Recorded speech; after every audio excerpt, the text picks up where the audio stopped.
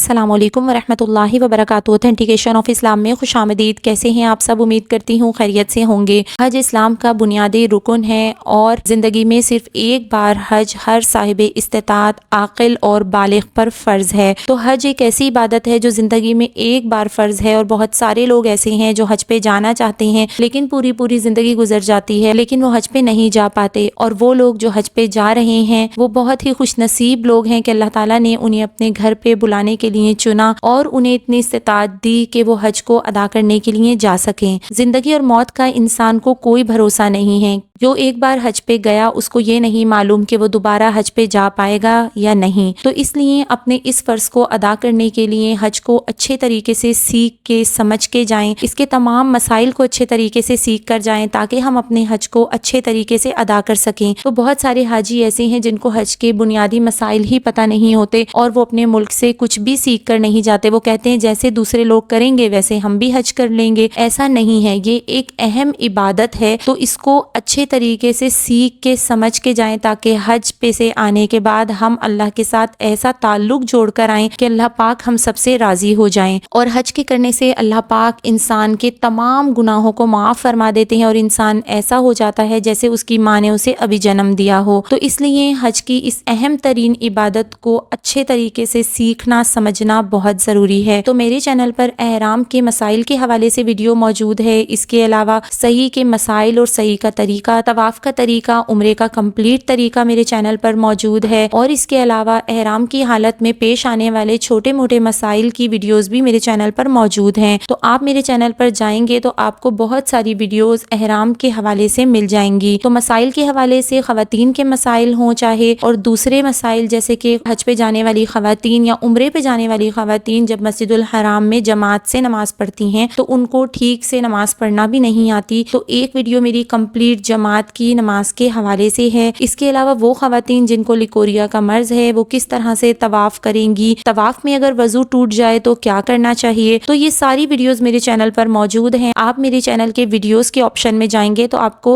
1 by 1 ساری videos مل جائیں گی، تو ضرور ان کو واچ کیجئے گا، یہ انشاءاللہ آپ کو سیکھنے میں بہت ہیلپ کریں گی۔ تو آج کی ویڈیو بھی میرے حج کے مسائل کے حوالے سے ہے، کچھ ایسے سوالات کے جوابات آپ کے ساتھ شیئر کروں گی جو ہر حاجی کو جاننا بہت ضروری ہے۔ تو چلیے اپنی ویڈیو سٹارٹ کرتے ہیں، لیکن اس سے پہلے اگر آپ میرے چینل پر نیو ہیں تو میرے چینل کو سبسکرائب کر دیجئے اور میری ویڈیوز کو لائک اینڈ شیئر کر دیجئے، اور بیل آئیکن کو پریس کرنا مت بھولیے گا تاکہ میری ہر آنے والی نیو ویڈیو آپ کو مل سکے۔ نحمدہ و نصلی علی رسولہ الکریم، فاعوذ باللہ من الشیطان الرجیم، بسم اللہ الرحمن الرحیم۔ تو حج کے حوالے سے کچھ سوالات اور ان کے جوابات آپ کے ساتھ شیئر کر رہی ہوں تاکہ کبھی کوئی مسئلہ آپ کے سامنے آئے تو آپ کو اس کا حل معلوم ہو۔ تو پہلا سوال ہے، احرام حج اور عمرے کے لیے فرض ہے، سنت ہے، واجب ہے یا نفل ہے؟ تو احرام حج کے لیے اور عمرے کے لیے فرض ہے۔ دوسرا سوال یہ ہے کہ احرام کے 2 رکعت کیا ہیں؟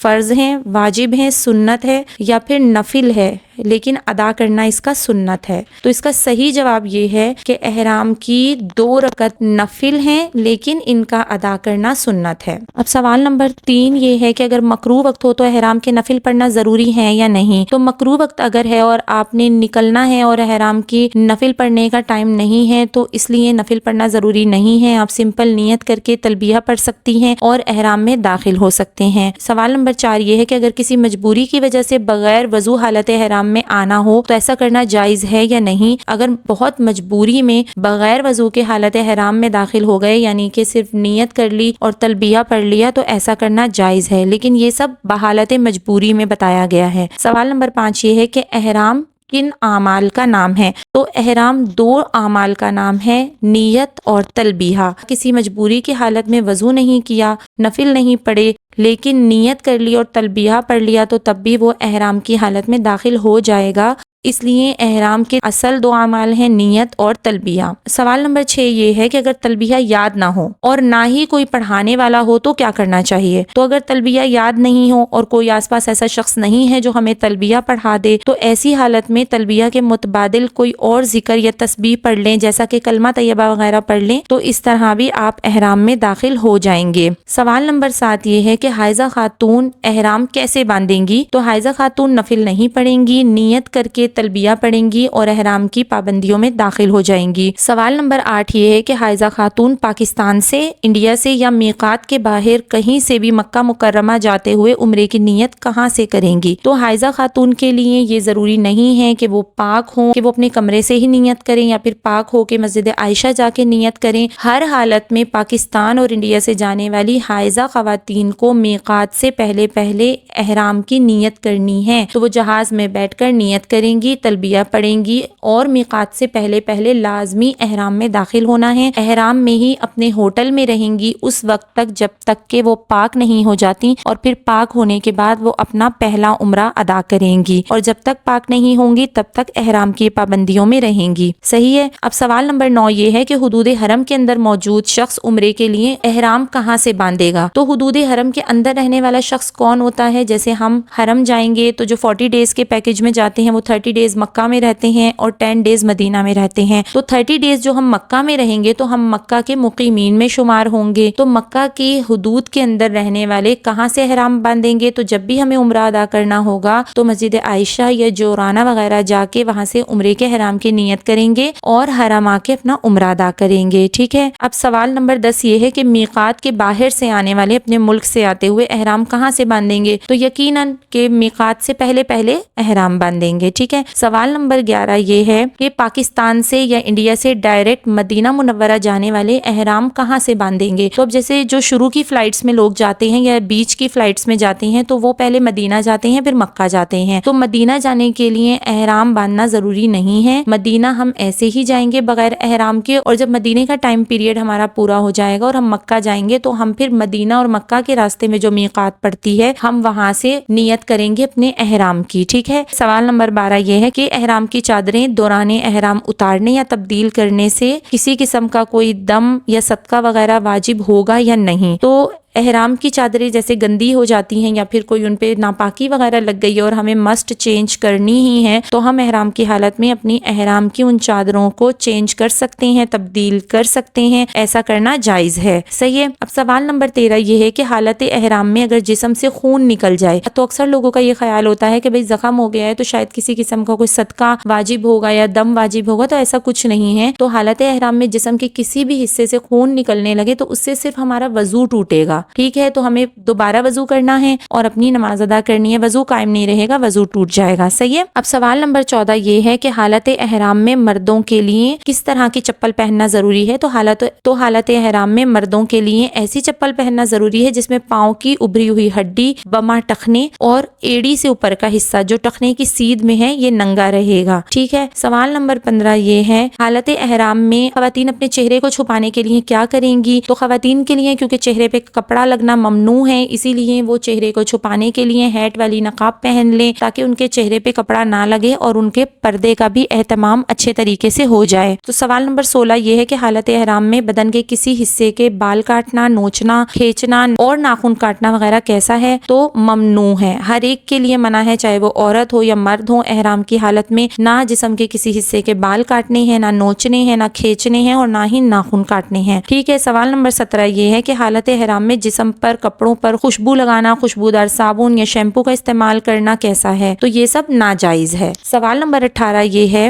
کہ حالت احرام میں وضو کرتے وقت اگر عورتوں نے مسا کے لیے سر سے اوڑھنی، وہ جو اسکارف ہوتا ہے یعنی کہ جو مکھنے کے نیچے عورتیں اسکارف پہنتی ہیں یا کیپ پہنتی ہیں، اس کو وہ احرام سمجھتی ہیں اور اس کو وہ اپنے سر سے نہیں ہٹاتی، تو اگر وہ سر سے ہٹا لیا تو کیا ہوگا؟ تو اس کا جواب یہ ہے کہ مکھنے کے نیچے جو اسکارف پہنا جاتا ہے یا کیپ پہنی جاتی ہے تاکہ سر کے بال ڈھکے رہیں اور ہمارا اسکارف نہ کھسکے، تو اکثر خواتین اسی کو احرام سمجھنے لگتی ہیں اور وضو کرتے وقت اس کیپ کو سر سے نہیں اتارتی کہ اگر اس کیپ کو اتار لیا تو ہمارا احرام ٹوٹ جائے گا۔ تو ایسا نہیں ہے، وہ کیپ عورتوں کے احرام میں داخل نہیں ہے۔ جب بھی آپ کو وضو کرنا ہوگا آپ اس کیپ کو اتار کے وضو کریں گی، سر کا مسح کریں گی، کیونکہ وضو کے فرائض میں سر کا مسح کرنا شامل ہے۔ اگر ہم نے سر کا مسح نہیں کیا تو ہمارا وضو نہیں ہوگا، جب وضو نہیں ہوگا تو ہماری نماز نہیں ہوگی، ہمارا طواف طواف نہیں ہوگا، ٹھیک ہے؟ تو اس لیے اس اسکارف کو یا اس کیپ کو سر سے اتار کے ہر دفعہ جب بھی آپ وضو کریں تو اس کو اتار کے وضو کرنا ضروری ہے۔ سوال نمبر 19 یہ ہے کہ عمرے کے 2 فرائض کون کون سے ہیں؟ تو عمرے کے 2 فرائض احرام اور طواف کرنا ہے۔ سوال نمبر 20 یہ ہے کہ عمرے کے 2 واجبات کون کون سے ہیں؟ تو 2 واجب سعی کرنا اور حلق یا قصر کروانا، یہ 2 واجب ہیں۔ تو عمرے میں 4 چیزیں ہوتی ہیں، ایک ہوتا ہے احرام کی نیت کرنا، دوسرا طواف کرنا، تیسرا سعی کرنا اور حلق یا قصر کرنا۔ تو پہلے 2 جو ہیں وہ فرائض میں شامل ہیں عمرے کے، اور آخری 2 جو ہیں یعنی سعی،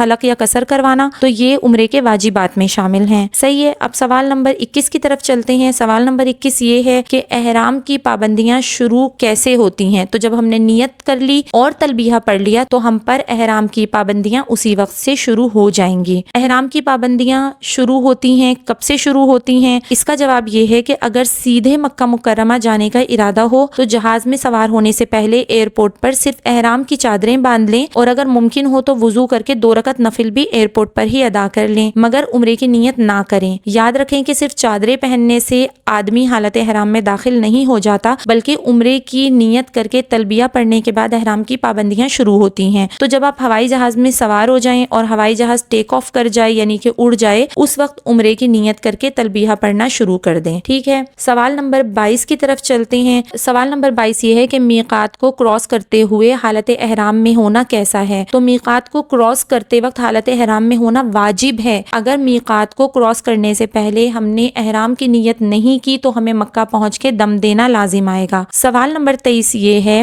کہ باوضو طواف کرنا کیسا ہے؟ تو باوضو طواف کرنا واجب ہے۔ ہر قسم کے طواف کے لیے وضو واجب ہے، یعنی اگر کوئی شخص بغیر وضو کے عمرے کا طواف کر لے تو اس کا طواف تو ہو جائے گا، لیکن واجب چھوٹ جانے کی وجہ سے یا تو وہ باوضو ہو کر طواف دہرائے گا یا بطور کفارہ ایک دم ادا کرنا ہوگا، اس لیے وضو کرنا بہت ضروری ہے۔ سوال نمبر 24 یہ ہے کہ عمرے کے دوران تلبیہ کب تک پڑھنا ہے؟ تو عمرے کی نیت کرنے کے بعد تلبیہ ہمیں طواف کو شروع کرنے سے پہلے تک پڑھنا ہے۔ جب طواف شروع کرنے لگیں گے تو تلبیہ پڑھنا موقوف کر دیں گے، یعنی کہ ختم کر دیں گے۔ سوال نمبر 25 یہ ہے کہ طواف کی نیت کرنا کیسا ہے؟ تو اس کا جواب یہ ہے کہ طواف کے لیے نیت کرنا شرط ہے۔ اگر کوئی بغیر نیت بیت اللہ شریف کے ارد گرد چکر لگائے تو اس سے طواف ادا نہیں ہوگا۔ البتہ نیت دل کے ارادے کا نام ہے، زبان سے الفاظ ادا کرنا ضروری نہیں ہے۔ اگر کوئی زبان سے نیت کرنا چاہے تو یہ الفاظ ادا کریں کہ اے اللہ، میں عمرے کا طواف کرنا چاہتا ہوں یا چاہتی ہوں، آپ اس کو میرے لیے آسان فرما دیجئے اور مجھ سے قبول فرما لیجئے۔ سوال نمبر 26 یہ ہے کہ استباء کیا ہوتا ہے اور استباء کرنا کس حالت میں سنت ہے؟ تو اس کا جواب یہ ہے کہ اوپر کی چادر کے داہنے پلے کو داہنی بغل کے نیچے سے نکال کر بائیں کندھے پر اس طرح ڈال دیں کہ ہمارا دایاں کندھا یعنی کہ رائٹ والا شولڈر جو ہے وہ کھلا رہے گا اور چادر کے دونوں پلے ہمارے بائیں کندھے پر پڑے رہیں گے۔ طواف شروع کرنے سے پہلے استباء کر لینا چاہیے۔ استباء طواف کے 7 چکروں میں رہے گا۔ حالت احرام میں جو بھی طواف کریں گے اس میں استباء کرنا سنت ہے، ٹھیک ہے؟ استباء کس حالت میں کرنا سنت ہے؟ تو حالت احرام میں جو ہم طواف کریں گے اس میں استباء کرنا سنت ہے، نفل طواف میں نہیں کرتے، ٹھیک ہے؟ تو دوران طواف اگر نماز کا وقت ہو جائے تو نماز ادا کرتے ہوئے استباء کو ختم کر کے نماز ادا کریں، یعنی کہ دوران طواف نماز کا وقت آ گیا تو ہم اپنا کندھا ڈھک لیں گے، یعنی استباء کو ختم کر دیں گے، ہم نماز ادا کریں گے اور پھر دوبارہ اپنا کندھا کھول کے یعنی استباء کر کے اپنا طواف شروع کریں گے اور طواف کو مکمل کریں گے۔ اب اگلا سوال یہ ہے کہ استباء کب ختم ہوتا ہے؟ تو استباء طواف کے بعد ختم ہوتا ہے، ٹھیک ہے؟ ہم نے طواف کمپلیٹ کر لیا، استباء ہمارا ختم ہو جائے گا۔ اگلا سوال یہ ہے کہ ایک طواف میں کتنے استلام ہوتے ہیں؟ تو ایک طواف میں 7 چکر اور 8 استلام ہوتے ہیں، ٹھیک ہے؟ اب اگلا سوال یہ ہے کہ دوران طواف استلام نہ کرنے سے کیا ہوگا؟ تو اس کا جواب یہ ہے کہ اگر ہم نے دوران طواف استلام نہیں کیا تو طواف کا اجر کم ہو جائے گا لیکن طواف درست ہوگا۔ اگلا سوال یہ ہے کہ طواف میں رمل کرنا سنت ہے۔ کون سے طواف میں رمل کرنا سنت ہے؟ تو اس کا جواب یہ ہے کہ احرام والے طواف میں ہم رمل کریں گے، اور رمل کس کو کہتے ہیں؟ طواف کے پہلے 3 چکروں میں اکڑ کر چلنے کو، اور استباء کندھا کھولنے کو کہتے ہیں۔ احرام والے طواف میں ہمیں دونوں چیزیں کرنی ہیں، پہلے 3 چکروں میں ہم رمل کریں گے یعنی کہ اکڑ کے چلیں گے، 7 چکروں کے بعد استباء ختم کریں گے۔ اب اگلا سوال یہ ہے کہ اگر عمرے کے طواف میں رمل کرنا بھول گئے تو کیا ہوگا؟ تو اس کا جواب یہ ہے کہ طواف کا اجر کم ہو جائے گا لیکن طواف درست ہوگا۔ اب اگلے سوال کی طرف چلتے ہیں کہ دوران طواف بیت اللہ کو دیکھنے سے کیا ہوتا ہے؟ تو اس کا جواب یہ ہے کہ بیت اللہ کا طواف نماز کی طرح ہے، اس میں اصل حکم یہی ہے کہ طواف کرتے ہوئے سجدے کی جگہ پر نظر رکھیں۔ اگر طواف کے لیے بیت اللہ کو بائیں طرف لیتے ہوئے سیدھے چلتے ہوئے اگر خود بیت اللہ کے سامنے والا حصہ نظر آ جائے تو اس میں کوئی حرج نہیں ہے، لیکن اگر طواف کے دوران کعبۃ اللہ کی طرف چہرہ کر کے دیکھنا یا کسی اور طرف دیکھنا خلاف ادب ہے اور مکروہ ہے۔ تاہم طواف ادا ہو جائے گا، لیکن ظاہری سی بات ہے کہ اگر خانہ کعبہ کی طرف دیکھتے ہوئے طواف کریں گے تو ایسا کرنا کیا ہے؟ مکروہ ہے، خلاف ادب ہے۔ اب اگلے سوال کی طرف چلتے ہیں کہ دوران طواف بیت اللہ کی طرف سینہ یا پشت کرنا کیسا ہے؟ تو اس کا جواب یہ ہے کہ حالت طواف میں کعبہ شریف کی طرف سینہ کرنا یا پشت کرنا بالکل ممنوع ہے۔ اگر کسی نے ایسا کیا تو جتنے حصے میں سینہ یا پشت خانہ کعبہ کی طرف کر کے چلا ہے اتنا حصہ طواف کا نہیں ہوگا، اس کا اعادہ کرنا ہوگا۔ اعادہ کرنا کس کو کہتے ہیں؟ لوٹانے کو کہتے ہیں۔ تو اعادے میں کیا کریں گے کہ یا تو الٹے پاؤں اتنا حصہ ہم پیچھے کی طرف چل کر آئیں گے جتنے حصے میں ہم نے سینہ یا پشت خانہ کعبہ کی طرف کیے رکھا، لیکن اگر رش کی وجہ سے ایسا ممکن نہ ہو تو اس پورے چکر کا اعادہ کرنا پڑے گا، یعنی کہ پورا چکر ہمیں کمپلیٹ کرنا پڑے گا دوبارہ سے۔ اب اگلے سوال کی طرف چلتے ہیں کہ دوران طواف وضو ٹوٹ جائے تو کیا کرنا چاہیے؟ تو اس کا جواب یہ ہے کہ کسی بھی طواف کے دوران وضو ٹوٹ جائے تو طواف کا سلسلہ ہمیں وہیں روک دینا چاہیے اور وضو کر کے جس جگہ سے چھوڑا ہے وہیں سے طواف کی تکمیل کریں، اور احتیاط یہ ہے کہ حجر اسود سے شروع کریں، یہ بہتر ہے۔ اگلا سوال یہ ہے کہ بغیر شرعی عذر کے طواف اور سعی سواری پر کرنا کیسا ہے؟ تو ایک بات یاد رکھیں کہ صحت مند شخص کے لیے طواف میں پیدل چلنا واجب ہے۔ اگر کوئی شخص بغیر کسی عذر کے پیدل چلنے کو ترک کر کے کوئی دوسرا طریقہ اختیار کرتا ہے، مثلا ویل چیئر پر طواف کرتا ہے، تو اس شخص پر اس طواف کا اعادہ کرنا اور لوٹانا ضروری ہوگا۔ اگر اعادہ نہیں کرتا تو اس پر دم دینا لازم ہوگا۔ تو اسی طرح سعی میں بھی پیدل چلنا واجب ہے۔ اگر کوئی شخص بغیر کسی عذر کے ویل چیئر پر سعی کرے گا تو اس پر بھی دم لازم ہوگا۔ اگلے سوال کی طرف چلتے ہیں کہ اگر کسی خاتون کو عمرے کے طواف کے بعد حیض آ جائے تو وہ اب اپنی سعی کیسے کرے گی؟ تو اس کا جواب یہ ہے کہ سعی کے لیے کیونکہ طہارت یا وضو میں رہنا شرط نہیں ہے، پاکی یا پھر وضو شرط نہیں ہے، اگر طواف کے بعد کسی عورت کو حیض آ جائے تو وہ ایسی حالت میں سعی مکمل کر سکتی ہے، یعنی سعی کی جگہ مسجد کی حدود میں شامل نہیں ہے تو اس حالت میں سعی کر سکتی ہے، لیکن خیال یہ رہے کہ مسجد کی حدود کے اندر داخل نہ ہو۔ اگلے سوال کی طرف چلتے ہیں کہ دوران طواف کسی چکر میں استلام کرنا بھول گئے تو کیا ہوگا؟ تو اگر استلام کرنا بھول گئے تو ہم اپنے طواف کو جاری رکھیں گے، ٹھیک ہے۔ پھر اگلا سوال یہ ہے کہ دوران طواف ربنا آتنا فی الدنیا حسنۃ وفی الآخرۃ حسنۃ وقنا عذاب النار، یہ دعا پڑھنا سنت ہے۔ اور کہاں سے کہاں تک یہ دعا پڑھنی ہے؟ تو رکن یمانی سے لے کر حجر اسود کے درمیان میں اس دعا کو پڑھنا ہے۔ اب اگلے سوال کی طرف چلتے ہیں کہ طواف کے ہر چکر کی الگ الگ دعا ہمیں جو کتابوں میں ملتی ہے کہ پہلے چکر میں یہ پڑھیں، دوسرے میں یہ، تیسرے میں یہ، تو وہ دعائیں پڑھنا طواف میں کیسا ہے؟ تو اس کے بارے میں علماء کرام فرماتے ہیں کہ حدیث سے یہ دعائیں ثابت نہیں ہیں، لیکن اگر پڑھنا چاہیں تو جائز ہے۔ ایک اور سوال یہاں پر ایڈ کرتی چلوں کہ طواف کے دوران کتاب کو ہاتھ میں لے کر دعائیں پڑھنا کیسا ہے؟ تو اس کے بارے میں علماء کرام کہتے ہیں کہ پڑھ سکتے ہیں، لیکن دوسروں سے ٹکراؤ کا خدشہ ہوتا ہے، اس لیے ایسا نہیں کرنا چاہیے۔ صحیح ہے۔ اب اگلے سوال کی طرف چلتے ہیں کہ اگر دوران طواف رش زیادہ ہو جائے تو اوپر والی منزل پر طواف کر سکتے ہیں؟ تو بالکل کر سکتے ہیں۔ دوران طواف اوپر والی منزل پر طواف جاری رکھ سکتے ہیں، لیکن اس بات کا خیال رہے کہ نیچے مطاف میں جہاں طواف چھوڑا تھا اوپر اسی جگہ سے شروع کریں یا پھر تھوڑا پیچھے سے شروع کر لیں۔ اگلے سوال کی طرف چلتے ہیں کہ دوران طواف نمازیوں کے سامنے سے گزرنا کیسا ہے؟ اس کا جواب یہ ہے کہ طواف کے دوران نمازیوں کے آگے سے گزرنا منع نہیں ہے، لیکن اگر ممکن ہو تو اس بات کو ترجیح دی جائے کہ نمازیوں کے آگے سے نہ گزرا جائے، ٹھیک ہے۔ یعنی کہ طواف کرنے والے نمازیوں کے آگے سے گزر سکتے ہیں، لیکن بہتر یہ ہے کہ نمازیوں کے آگے سے نہ گزرا جائے۔ اب اگلے سوال کی طرف چلتے ہیں کہ عمرے کے طواف سے پہلے اگر سعی کر لی تو کیا ہوگا؟ تو اس کا جواب یہ ہے کہ جو سعی طواف سے پہلے کی جائے شرعاً اس سعی کا کوئی اعتبار نہیں ہوتا، لہٰذا جس شخص نے عمرے میں طواف سے پہلے سعی کی وہ کلا دم ہے۔ طواف کے بعد دوبارہ سعی کرنا ضروری ہے، یعنی پہلے سعی کر لی تو وہ کاؤنٹ نہیں ہوگی، سعی ہمیشہ طواف کے بعد کرنا ضروری ہے۔ اگر سعی نہیں کی اور حلق کروا لیا تو اب ترک واجب کی وجہ سے، یعنی واجب ترک ہو گیا نا، ہمارا ختم ہو گیا، تو اس وجہ سے دم دینا لازمی ہو جائے گا۔ اب اگلے سوال کی طرف چلتے ہیں کہ عمرے کے طواف کے بعد سعی کرنے سے پہلے اگر حلق یا قصر کروا لیا تو کیا ہوگا؟ تو اس کا جواب یہ ہے کہ عمرے عمرے میں طواف کے بعد اگر کسی نے سعی چھوڑ کر اس سے پہلے ہی حلق کروا لیا یا سر منڈوا لیا تو پھر دوبارہ سعی کا اعادہ کیا تو اس صورت میں ایک دم لازم ہوگا. ٹھیک ہے. اگر سعی عمرے کی ہے تو احرام کا باقی رہنا شرط نہیں ہے مگر واجب ہے.